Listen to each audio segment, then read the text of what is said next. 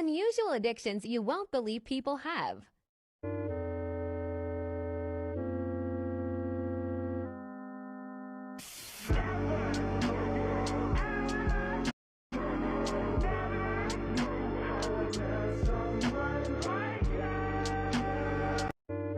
This boy said he got a pencil stuck in his ear, but it turned out to be something much worse. A 10-year-old boy went to a hospital with his grandma after he apparently snapped a pencil in his ear. He was playing with the pencil in his ear when it accidentally snapped. Doctors were trying to find something in his ear, and they asked him to describe what it is. The boy said it was a tiny piece and the doctor wanted to remove it as soon as possible, because it could cause an infection and even lead to death. But when doctor was pulling it out, they realized boy was lying all along. They found something much worse in his ear. But before I tell you what it was, I just found this app which you can use to erase anything or anyone from photos. To try it out, just click the link in my bio. Instead of pulling out a part of pencil, they pulled out watch battery. The battery tore apart boy's eardrum and caused a lot of damage. But the good news here is that his eardrum is gonna heal in a couple of weeks and he will hear again perfectly fine. This boy said, if you find this on your doorstep, you should call cops immediately. When thieves find house they want to steal from, they start observing it every day. They wanna find out how many people live in the house and what their routine is. For example, when are people going to work and when they're coming back home. One of their tactics is so simple you wouldn't think twice about it.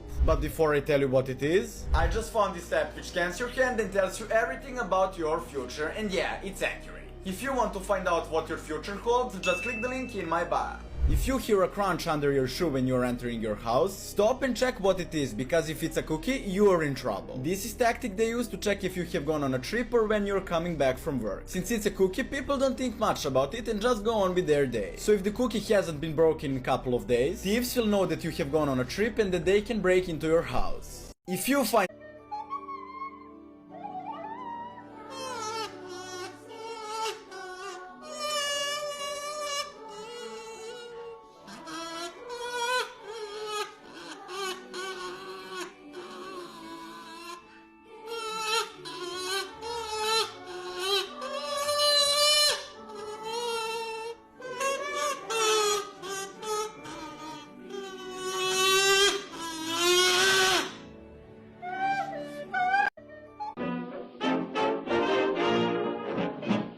bother you, they never bother me. I feel happy and fine, living in the sunlight, loving in the moonlight, having a wonderful time. Haven't got a lot, I don't need a lot, coffee's only a dime. Living in the sunlight, loving in the moonlight, having a wonderful time.